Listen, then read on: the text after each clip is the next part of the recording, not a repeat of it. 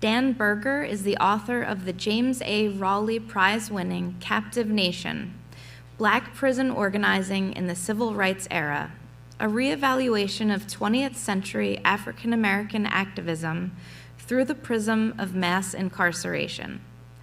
He has also published op-eds and other work about critical race theory and social justice in a variety of newspapers, magazines, and scholarly journals. His new book, Stayed on Freedom, is a moving portrait of two people trying to make a life while working to make a better world.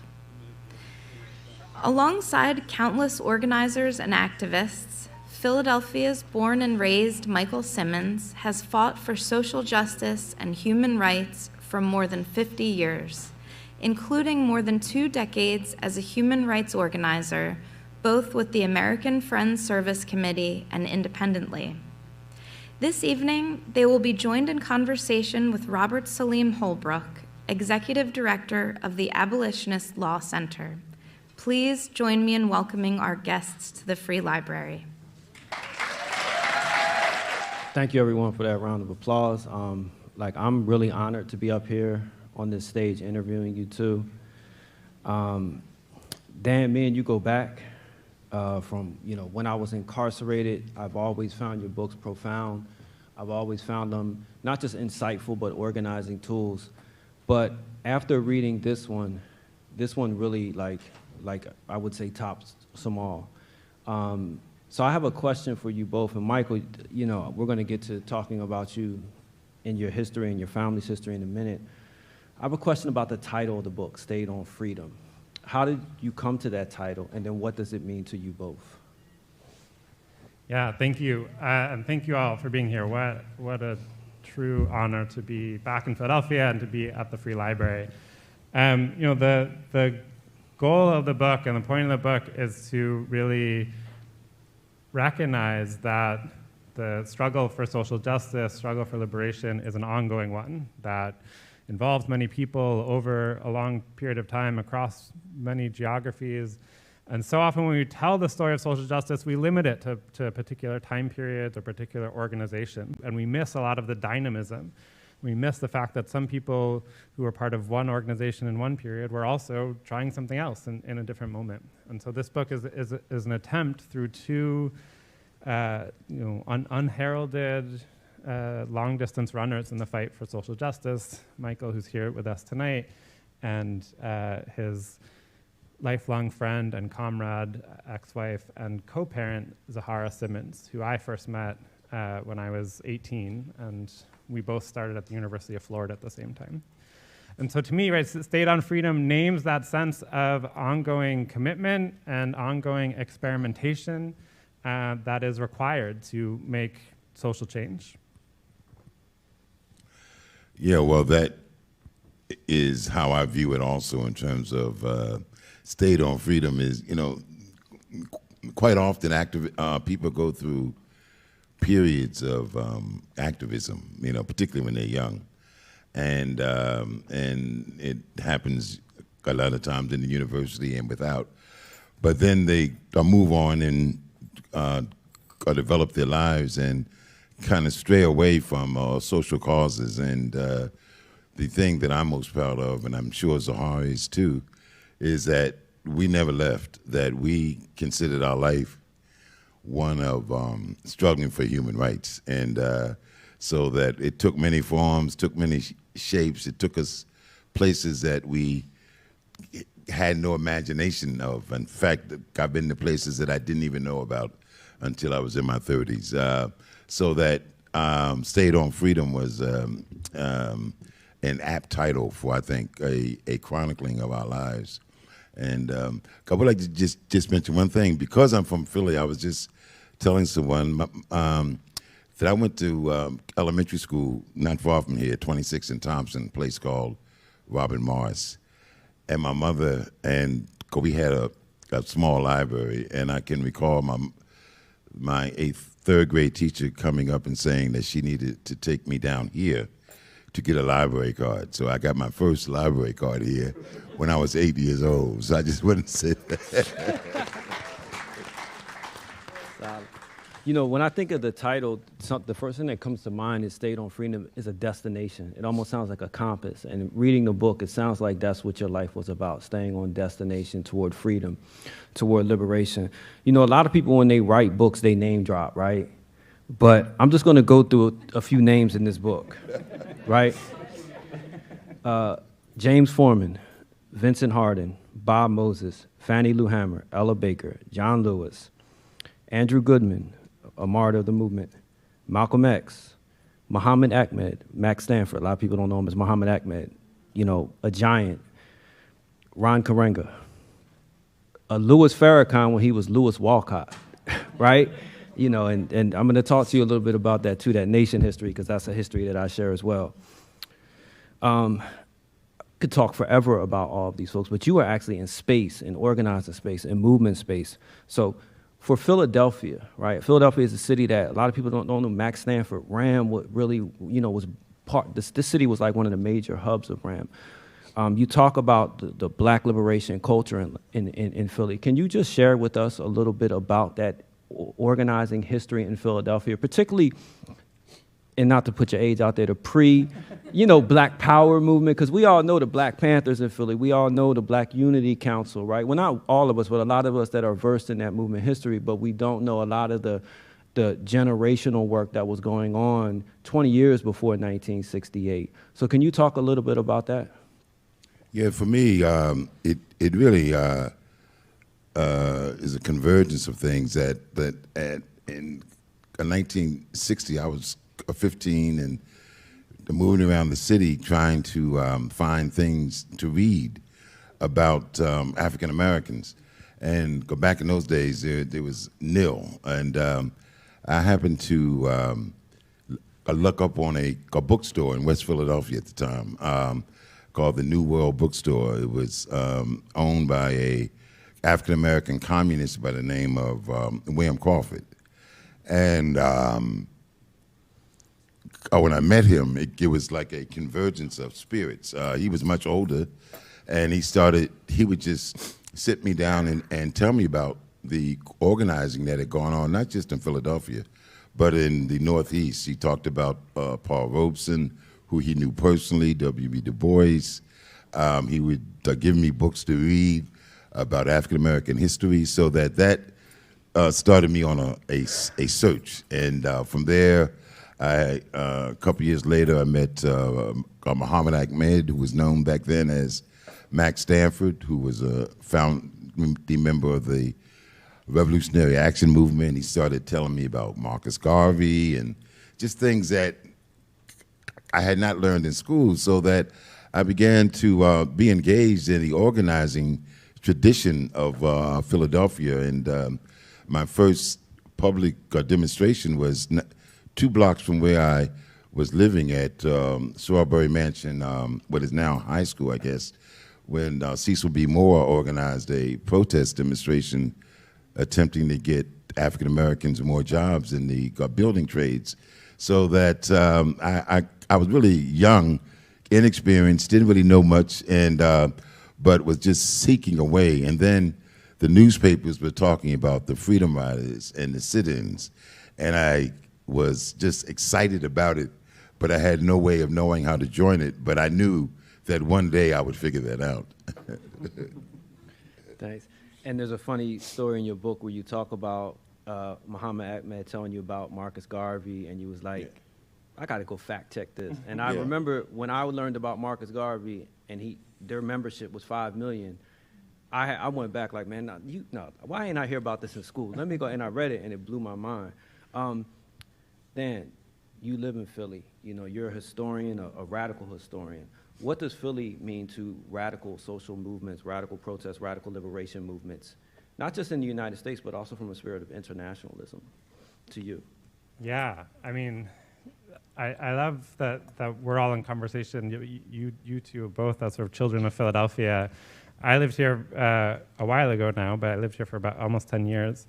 And I was really grateful to live here and not in New York or DC as places where people thought politics was happening, because I thought it gave a lot of space to actually do things or outside of the spotlight, but with a lot of creativity and imagination, and certainly the work of different abolitionist organizations that I was a part of, but also, at every moment, I mean, Philly is proud of its history in terms of the revolution from Great Britain, but at every moment, particularly Black Philadelphia has histories of profound struggle that are blurring lines of religion and politics, that are sort of crossing sort of barriers of neighborhood, that are bringing Afro-Boricua people together and sort of making worlds within the city of Philadelphia. And the chapter about Michael's upbringing is sort of called World Making in Philadelphia, and it comes in part from a quote from Father Paul Washington of the Church of the Advocate, who said sort of Philadelphia had all the ingredients necessary to make a world. And I think that has, looks differently in different moments of history, but is a continuity in Philadelphia.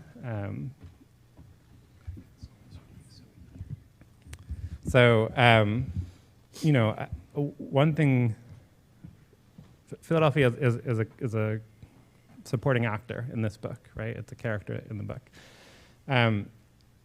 It's a way station. It was a way station on the Underground Railroad. It's an important part of abolitionist history, and it's a place where Michael and Zoharah returned to or came back to at different moments, right? And I think that sense of Philly always being a sort of incubator of these politics is really important.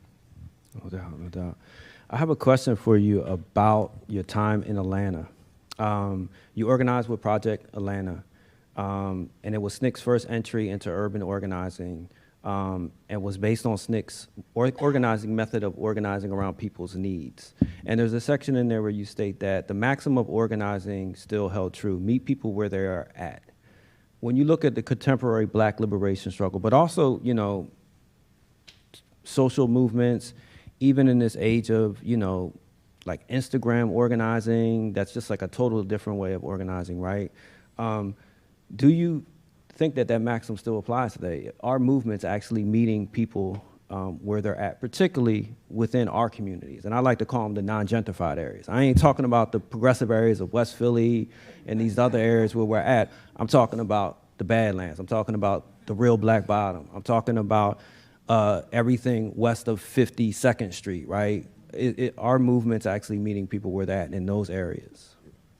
Well, to be honest, I'm not sure if I'm qualified to assess. I mean, that some of you out here know that I've been living outside the country for like 20 years, so I'm not as up to date on what the specifics of people doing. But I do know that there's certain things that transcend, as far as I'm concerned, transcends time, and that is organizing oppressed people. And I always tell people there's nothing harder than organizing oppressed people, because people find an accommodation with their oppression, and they can get through the day.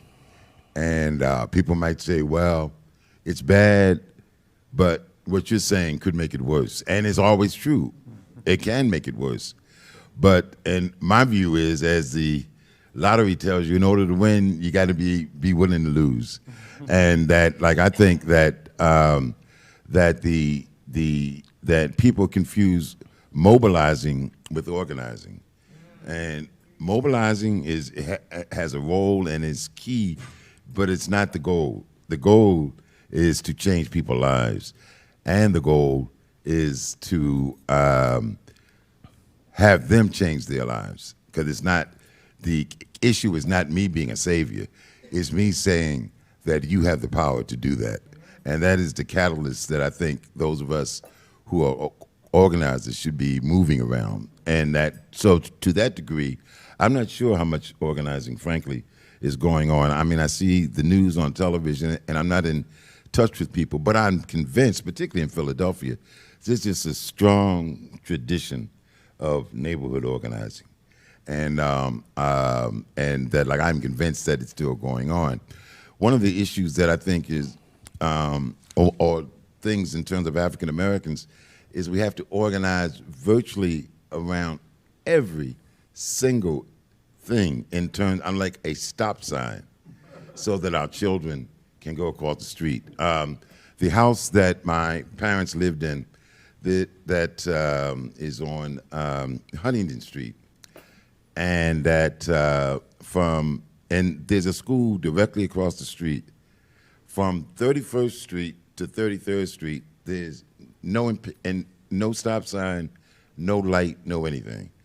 So cars treated like a boulevard, and people can't even get bumpers in their street to slow these cars down. I drive by the University of Pennsylvania, and I can't go half a block without a speed bump. And so that like we have to almost be willing to die for things that people get that they don't even need. And I think so that as we get excited about things that generate mass movements, like the death of Melvin Floyd, the recent death of Tyree Nichols, that I think that like it's that day-to-day respecting the community, listening to their ideas, forming organizations is when we know that we've done organizing. And I agree, not in the gentrified parts. Definitely. Dan, your thoughts on that? Definitely interesting. Well, I was going to say, I think you started that question talking about the Atlanta project of SNCC, the Student Nonviolent Coordinating Committee, and I think it might be worth talking a little bit about that and about what you and Zoharah, who was the project director of the Atlanta project, sort of confronted, right? Because this was, just for folks who don't know, if you pick up nearly any book on the civil rights movement, and particularly any book on SNCC, Student Nonviolent Coordinating Committee, you will find only unkind things about the Atlanta project. And so one thing that this book does differently is sort of take the Atlanta project seriously as a part of SNCC and really as the origins of Black Power. Right? That's where Black Power grew out of the civil rights movement, out of SNCC. And the Atlanta project was one of its primary incubators. But SNCC had been based primarily in rural areas in Mississippi most famously, but Michael worked in Arkansas, people worked in Southwest Georgia and elsewhere. But I think it would be worth hearing a little bit about the tenant strike, there's the kind of conditions that you all found in Atlanta and how you worked to transform them. Yes, the thing about the Student Nonviolent Coordinating Committee was that the work was very reactive to the conditions that we were in, and Atlanta was so that what became the Atlanta project started out as an effort to support the election of Julian Bond, which is a story of struggling around opposing the war in Vietnam and the drafting of African American males. When we moved to Atlanta, we were just doing that and protesting the fact that an African American in Alabama had been killed for trying to use a bathroom. And the man shot him dead because he used the, quote, white bathroom. That in that context, as we were living in the community, we realized that we couldn't just live there without assessing it. I mean, Vine City was where we lived. The Omni has almost erased it, but it's still there. And we began to realize that people had problems that we had to address. That the housing was horrible, dilapidated. They barely. Now this is Atlanta, Georgia. They barely had paved streets where we lived. That people were working in the most menial jobs with the most menial pay. And that we began to organize. One, we organized tenant strikes, and because they were evicting people in the community. But again, when I say we organized tenant strikes, we talked to people about the need for tenant strikes, and so that they were the leaders. So we didn't speak for them. We created because of us, they were able to get media. But they organized with our support. similarly in terms of fighting for a higher wage in their respective jobs, that trying to improve the quality of the housing. So those were things that came out of our struggles in Atlanta with the community, and it was a much more complex struggle in an urban area than it was in a rural area, so that we had to deal with much larger factors, much more organized factors, much more complex factors in terms of the African American community, so that that it was a success as far as we were able to go in terms of beginning to for people to begin to see that the civil rights movement was not just a rural Southern movement, but really was an urban, as much urban as it is rural. And there's a good section in there where you talk about, even when it was about, and I'm not even going to say was, even when SNCC threw down for Julian Bond, it was not about electing Julian Bond. It was about building power within the community. So I really like that point, because oftentimes people confuse elections as destinations when it's actually building community power as a destination, and those elections are just expressions of that community power. I got a question to some of the organizations that you worked within. So, and this, I just really find this fascinating, that you went from SNCC to the NOI, which, I mean, I would love to just have that conversation, and then to the American Friends Service Committee. And for me, you know, when I was in prison, American Friends Service Committee was one of the most, like, a lot of people don't think of this Quaker organization as one of the most radical social organizations, but when I was in prison, they were the ones, when we were in the special management unit in solitary confinement, were sending us photocopies of the works of George Jackson, Huey Newton, Amilcar Cabral, because we couldn't have books. I meant Bonnie Curris, I meant Lutulu Ojori, the political prisoner out of Newark, right? So just enlighten me a little bit. How did you go from SNCC to the NOI? Because most people start off in the NOI like me, and then because it's like a conservative organization, I was there for like 12 years, you kind of then move on to like a black power, you know, and the NOI is a black power. It's more about self-reliance. But I'm just interested in that transition there. I was also interested in that transition when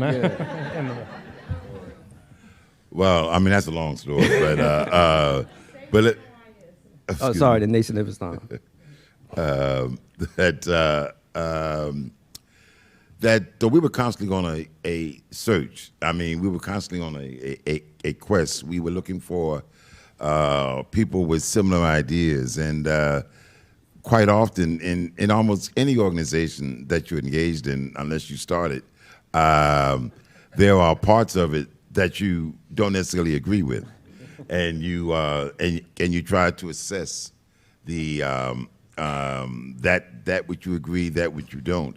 That when we left, we being Zoharah and I should add that, I mean, we are so sorry that Zoharah Simmons could not be here, because she has a particular story that is much different than mine, in the sense that she grew up in the apartheid South. And worked in Mississippi when unless you were white, nobody cared about you getting killed, and of course, she, being a woman and a project director at the time, Mississippi, one of the few, if any, female project directors in 1964. I mean, her story is one that is important to acknowledge, even though she's not here to tell it. But in terms of our common journey, that after we left the Student Nonviolent Coordinating Committee, we were looking for organizations that we could relate to. And for a brief period, the Nation of Islam was one. And that it was very brief, and it was a dynamic experience, but we realized that was not for us, particularly for me in terms of the religious aspect, but also for Zoharah, even though we respected the work that they were doing. Clearly, people of our generation and beyond were captivated by Malcolm X, and even though he had left at the time that we were there, but still, he was clearly a foundation for us. My experience is well, let me step back. That, like, I refused to go into the Army. and wound up doing 2.5 years in jail. And during that time in jail, the support that I and Zoharah, we were still married at the time, came from Quakers, and in particular, and the American for Service Committee in general, that they would visit with conscientious objectors, but also other inmates, and I got to know them, some of them, very well, people that I hold dear to my heart to this day. And they, similar to you, well, one, just having someone to talk with from the outside, but two, in terms of providing books and materials and passing information along, so that, that there was a significant amount of the Quakers in jail with me, and in spite of, I mean, some people view the notion of nonviolence and pacifism as passive, but these were and these were dynamic people who used nonviolence as a way to challenge the administration, and we did many things in jail, not just individually, but collectively, not just as conscientious objectors, but as prisoners of the federal prison system that really disrupted the management of the prison where we were at Allenwood. No, and Teresa Schultz is in this room somewhere, unless she left, but I'm not. It's a well-known secret that the American Friends Service Committee in Philadelphia actually housed the Human Rights Coalition, an organization that we started inside of prison, and the Abolitionist Law Center actually was born out of the Human Rights Coalition. So those Quakers, those radical Quakers, have a long history of supporting radical prisoners on the inside. So I definitely want to lift them up. Yeah, in fact, I like to say in that regard, I mean that as an employee of the American Service Committee in the 70s, myself, along with some of my comrades from Seattle, Washington, and all, we were able to organize African-American workers in Texas, Arkansas, Oklahoma, Louisiana around employment discrimination. As a result of my work with AFSC, we're able to be the vanguard of the divestment movement in terms of fighting against apartheid. That for the last 20 or so years, I've been working in Eastern Europe with people that most folks here in the U.S.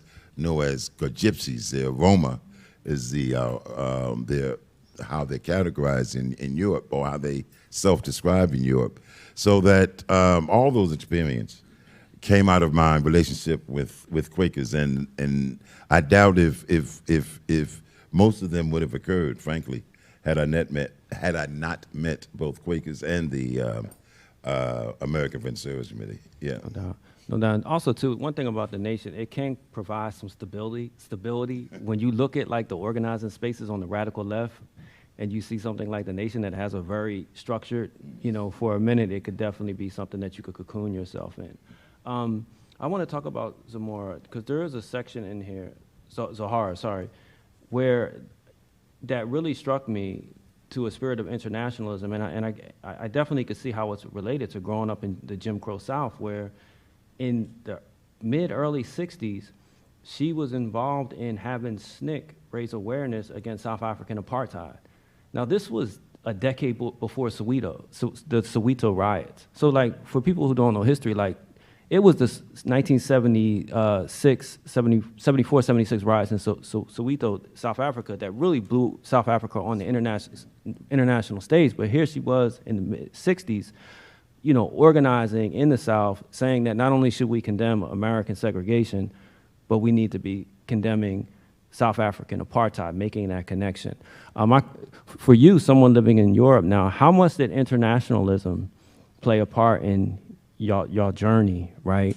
How much I would love to talk to you about the southern cone of Africa, why communism fell there, right? I'm sure that you could write a whole book on that, but how much did the spirit of Black liberation and internationalism and also communism play a part into that? Like, let's name that, because that was like the underpinning of this spirit of internationalism that was flowing from the mid-1960s with the anti-colonial movements up until the collapse of the Eastern Bloc and Soviet Union.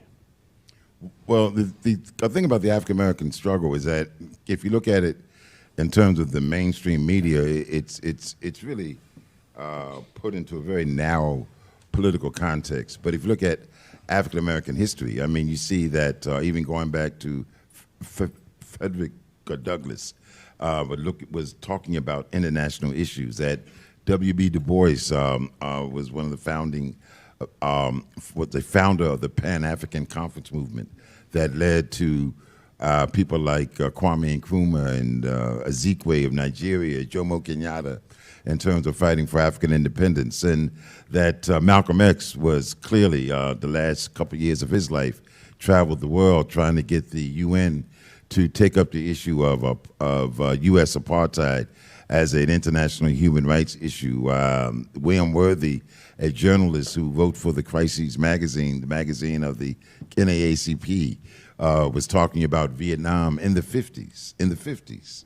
So that internationalism has always been an aspect of African American struggle. The problem was back in those days is that the powers that be, even progressive forces, felt that African Americans had no business commenting on it. When I talk about Julian Bond's election, what happened with Julian Bond was he had gotten elected because we had a campaign. SNCC, when I say we, had a campaign to get him elected. SNCC put out an not just an anti-Vietnam statement, but an anti-imperialist statement, if you will, when you look at the SNCC statement, that, and Julian Bond agreed with it. And because he wouldn't back down, they wouldn't allow him to take his seat in the Georgia state legislature. So that if you go back and look at the media of the time when we gave our international statement, we were written off, not just by the media, but by other civil rights organizations. But it wasn't until Dr. King gave his speech in 1967 at the Riverside Church, where we got some credibility, but then they tried to write him off as a result of it. So that there's always been a struggle about African Americans speaking on foreign policy, particularly if we project an image and a policy that is counter to the contemporary one of any given period. Because by and large, African Americans don't support wars, don't support xenophobia, don't support racism, anti-Islamic behavior, so that it always puts us at odds with the powers that be. Maybe I'll read a short excerpt that gets at some of this, because I think one thing that the book does is sort of chronicle, how Michael and Zoharah not only kept fighting, but kept asking questions, right? Kept asking new questions, kept expanding their sense of who they were and what their connections were in the world, right? And so, their hearts and minds grow, and a lot of that was facilitated by travel, but also just being open to those connections and to those forms of struggle. And so there's a part toward the end of the book that I'll read about Michael's work in with Roma that I think gets at some of this, including the significance of the sort of Black freedom struggle around the world. In December 1995, Michael brought groups of Roma activists into dialogue with African Americans to discuss civil rights organizing. The group of 20 gathered for 4 days in the Budapest suburb of, how do you pronounce that? Szentendre. We all come here as students and teachers, Michael said in opening the conference. Over the last few years, there have been a lot of Westerners who have come to this region solely as teachers. The spirit of this meeting is that we are here to learn from each other. While the African American community has many organizing experiences, we too are in search of a movement. We are here to learn about each other, collectively and as individuals. The group shared stories to identify points of unity forged in difference as much as in commonality. The end of communism eviscerated the Roma workforce, much as deindustrialization and mass incarceration had done for Black youth in the United States. Questions of assimilation and stereotypes, the unique pressures women of both groups faced, and whether to work within or from outside mainstream politics loomed large. We know everything about each other, and we know nothing about each other, one of the Roma participants offered. We know everything because the relevant issues are the same, but our civic movement is a new one. Yours is an old one.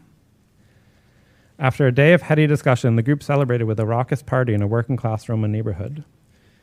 The alcohol flowed freely, a bit too freely, Michael thought, as he hid in the bathroom at one point to avoid someone's advances. He took it in stride, having been to his fair share of exuberant gatherings.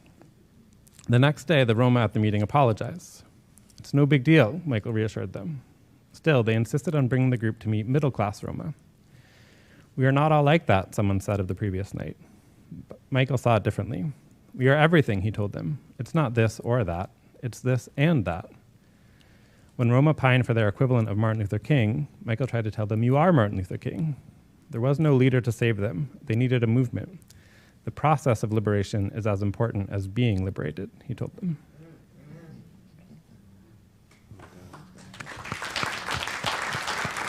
But I come to tell you that I come to hear exactly what you're saying and to inspire the next group to keep on struggling. This will never end without a struggle. I've been at the bulldozers, I've been at the schools, I've been at all of those struggles.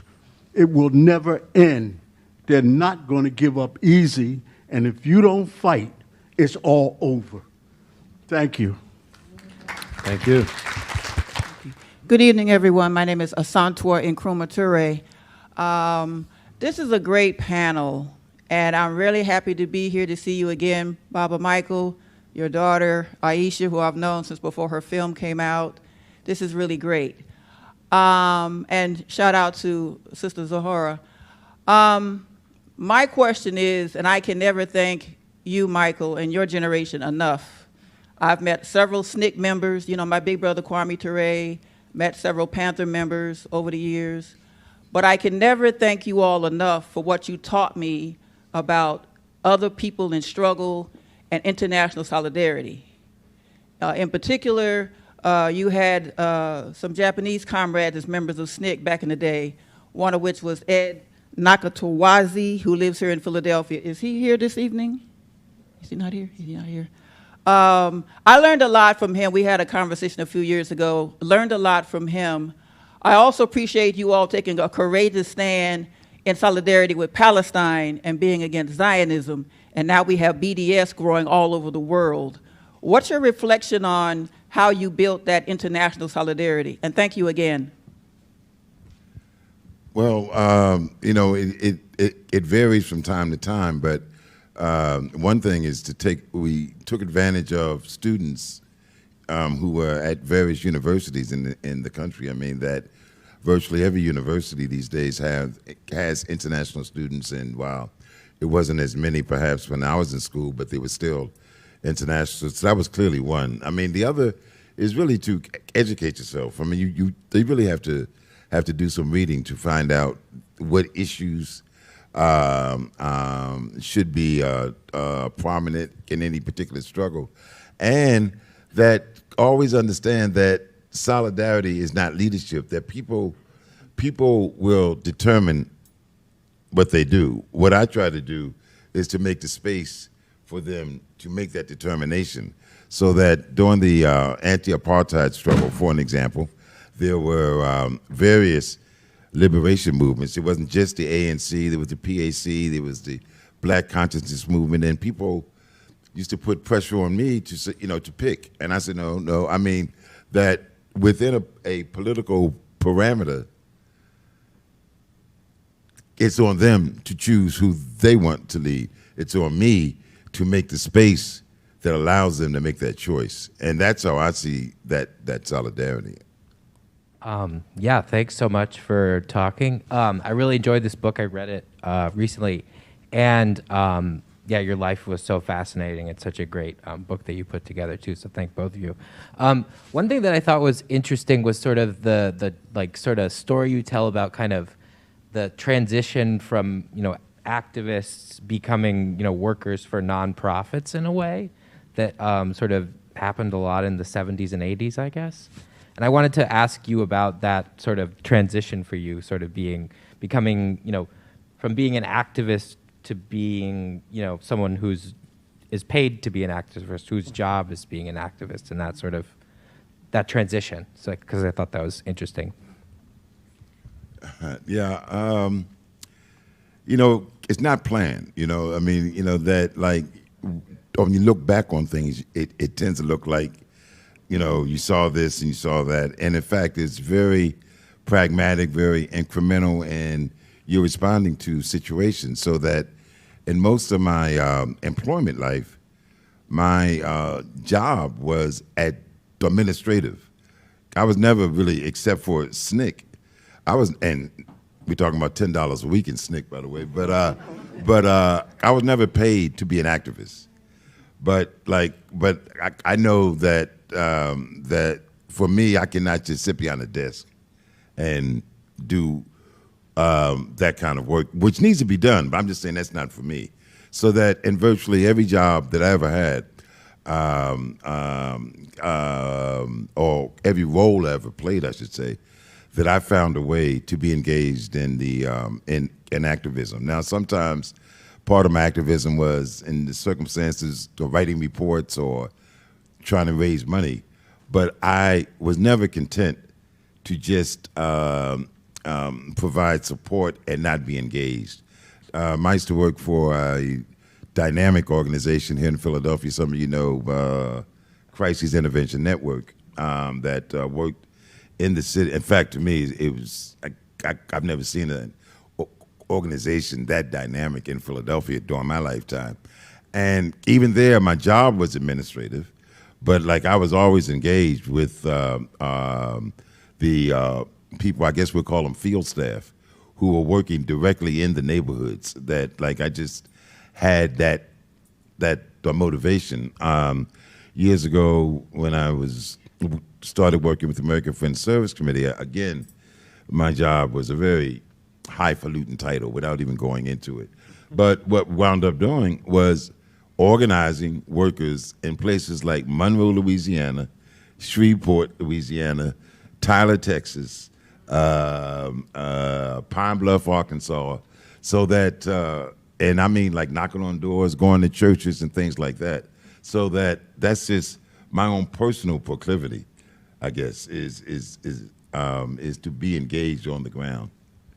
And I just wanted to add, one of the things that fascinates me about those who were able to survive the movement of the 60s, who were inspired of that time period, and kept going, is sort of how do you move from that moment where it seems like revolution is on the horizon, right? Where we're sort of on the precipice of a new and better and different world, and then to find out that you're not, right? That in fact, like, we win some major victories, but also there are a lot of shifts that in some things, in some ways make things worse, in some ways just, the changes that you want to see don't happen. And so one of the things that I really wanted to address in the book is how do you keep going, right? And I think this is part of where, the nonprofit system emerges, for good and bad reasons. But I think there are a lot of people, including but not just Michael and Zoharah, who went to groups like the AFSC to try and continue that work, right? Because here was a progressive social justice organization that opened their doors, sometimes more widely than others, to people that had that organizing experience, right? But it raises a whole set of other questions of how you negotiate the process of making change, right?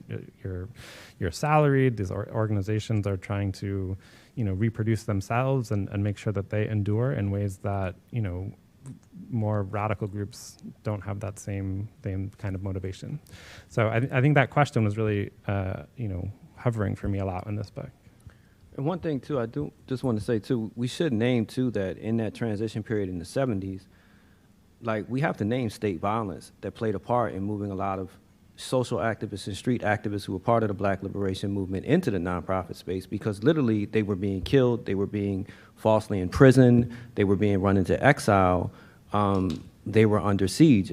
Essentially, it was counterinsurgency. Their own government had declared war on them. And so I could see how going to work for a nonprofit that was doing organizing work could be, just from a self-preservation standpoint, a safer option after watching so many activists, be murdered, be falsely imprisoned as well. So I think that also is something that played in as well, just a survivor mechanism. If I could, though, the one impression I don't want to leave is that activism is not determined by employment. So that like I may not have had the resources to do some of the things that I had done, but if I had been working in a factory, I would have been an activist. If I had been working digging a ditch, I used to drive a cab for about 3 years here in Philly, and I was trying to organize my fellow cab drivers. So I don't want people. I mean, Zoharah and I were fortunate to be in an employment situation where we could pay the rent and go live out our beliefs. But it's important that wherever you are at, you should be an activist.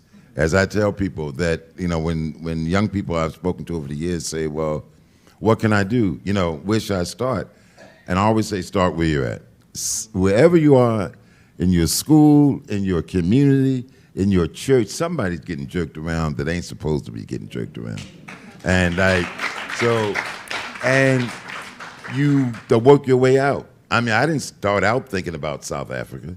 I didn't start out thinking about Palestine. I was thinking about some dynamics at Temple, some dynamics in my neighborhood. And things took me places. So that I just think that we should not make it too expansive. If you just do your part. And you never know what's going to spark it. Because I like to tell people, if you think about the Black Like Me movement, the contemporary Black liberation, and if someone had been stepping back, say 10, 15 years ago, he's saying, where might it start? Well, you say, well, probably Philly, Chicago, New York. But who ever heard of Ferguson? And that's the point that I want to make, is that nobody knows where that spark is. All we can do is to do work where we're at to see if it may be there, and if the spark is somewhere else, to link up to it. But we can't solve it all at once. It's going to take time. So let's do what we need to do where we're at. Michael, I'd like to ask, two-part question, but let me get the first one first. What was your thinking that led to your joining the Nation of Islam, and what was your experience there? And part two, do you have any comments on your activism and work with the Black Student League at Temple University? Well, one, I was there very brief, months we're talking about, not years. And frankly, for me, to some degree, it was a result of having left the Student Nonviolent Coordinating Committee and looking for some organizational framework to express my ideas. When it comes to religion, I'm just about a heretic. Which is not to, and that I respect people's religious traditions. I will take off my shoes. I won't eat pork. I won't eat beef. Whatever you do, I'll do. So don't misunderstand me. But on the other hand, that was not me, to be honest with you. And that the level of activism or lack of activism, as I perceive activism, was what did not allow me to do the kind of work that I wanted to do, which is why I did not stay there long. But the experience was an experience that I will value and treasure and learn some things in terms of being passive. Because I tend to say I passed through the nation rather than I was in the nation, to be honest with you. Yeah. Do you want to talk about the Black Student League? Excuse me?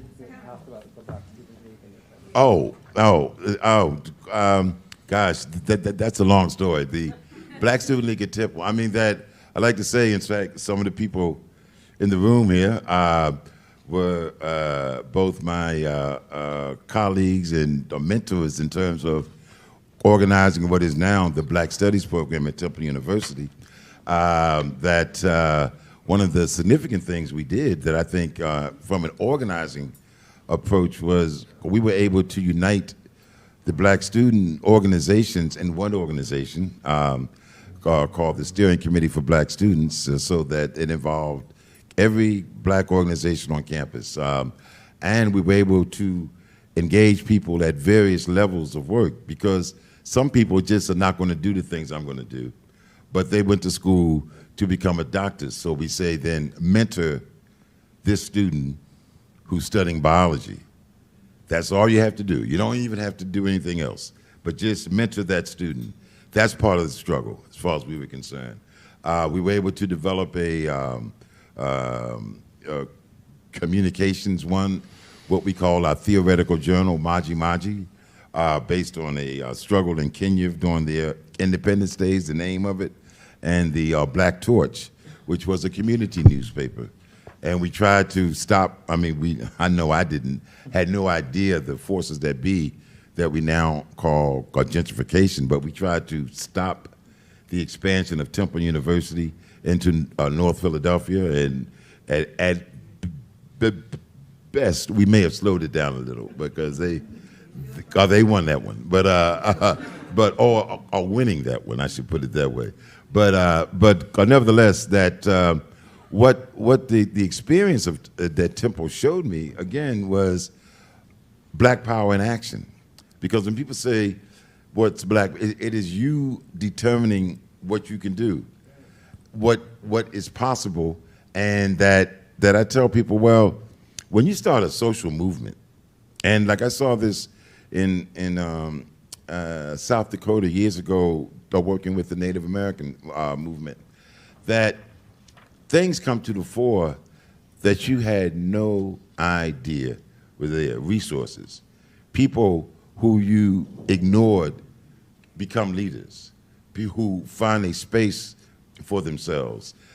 In jail, when I was doing my days up at Callenwood in Lewisburg, that I was able to write a play that was so good, and it was good because of the people in the play, not the play, that they allowed us to go to Bucknell University to perform the play. And for many of the people who went, it was the first time they had ever seen a college campus, ever stepped on a college campus. And that we had people who were developing sets, painting, who were directing, who were producing. And these are people who, in some cases, barely get out of junior high school. Because I tell folks, education is a function of opportunity. But don't tell me because of limited education that it compromises your intellect. Because I saw many, many folks who had no formal education write novels and legal briefs and whatnot in jail. So that I just think that the social movements turn things upside down and inside out for people that I think is positive. Dan, what was it like writing a book during a pandemic? The process in a short snapshot. And also, Michael, what are you doing now?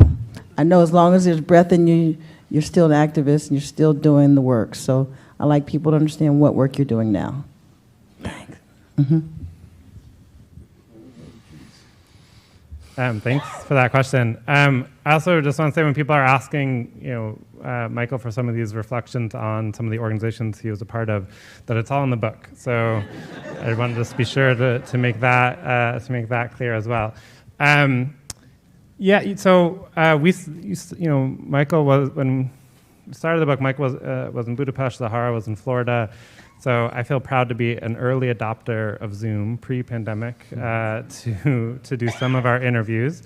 But during the pandemic itself, I had hoped to go to Europe to visit some archives and do some interviews out there. There was a lot of archival research that really shifted for me, and then, or just wasn't possible. I did both more and different interviews than I had planned, but also, I am a parent, and my son was in kindergarten when the pandemic started, and kindergarten first year was the worst year of my entire life, and so, that's there in the book, right? For me, that's there, both because it was this is the hardest book that I've had to do, just because the world was collapsing, and the to me, the book was a source. The book was always a source of hope and optimism. To have this opportunity to engage with friends and sort of beloved elders, and to be able to sort of tell their story together, and sort of, but that's not just their story, but is about this sort of ongoing commitment.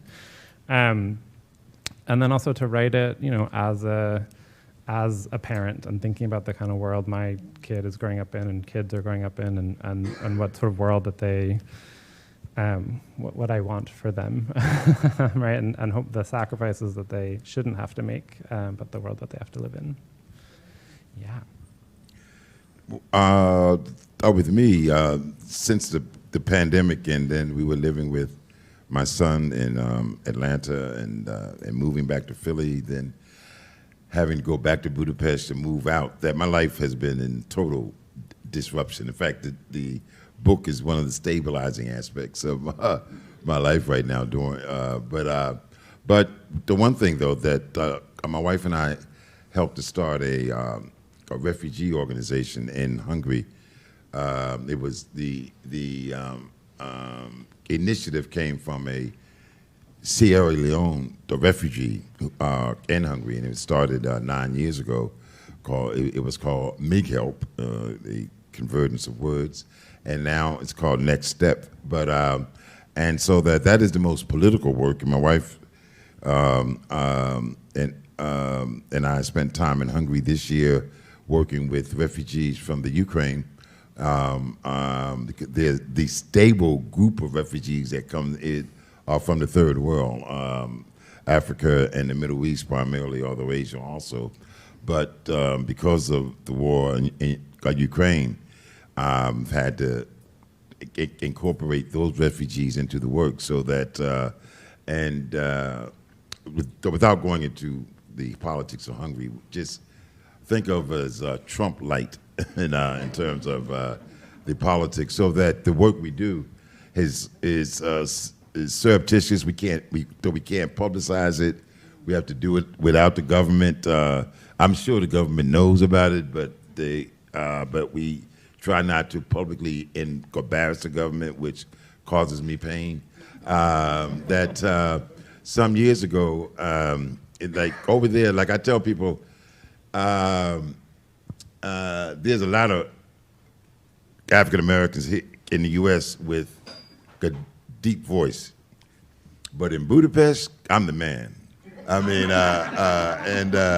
so that since 2008, I've had a radio show that I play old school rhythm and blues, talk about the Chitlin circuit, and I used to do a lot of talking converged music and human rights. African American music, by the way, I mean popular music is just littered with progressive ideas and themes and whatnot, and I've used that. But again, because of the political climate in Hungary, I've had to back away from the politics, but we still mail in the show every 2 weeks.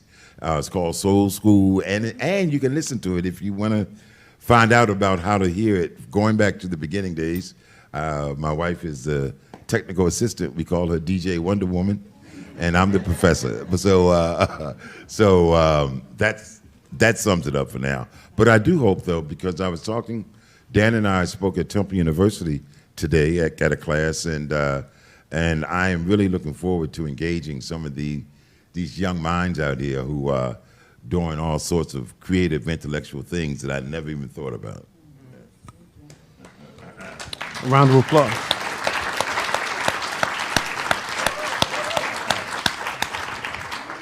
Thank you, Dan and Michael. This has been, very informative. I would encourage everyone to read this book for real. This Joan is going to have you up. I picked it up. I didn't put it down. So thank you for sharing this history with us. Just one thing. I just want to mention that my daughter, Aisha Shahida Simmons, and my son, Tyree Simmons, are here, and I just like to acknowledge them. I don't want I don't want to embarrass either one, but I have to say my daughter is an award-winning documentary filmmaker, and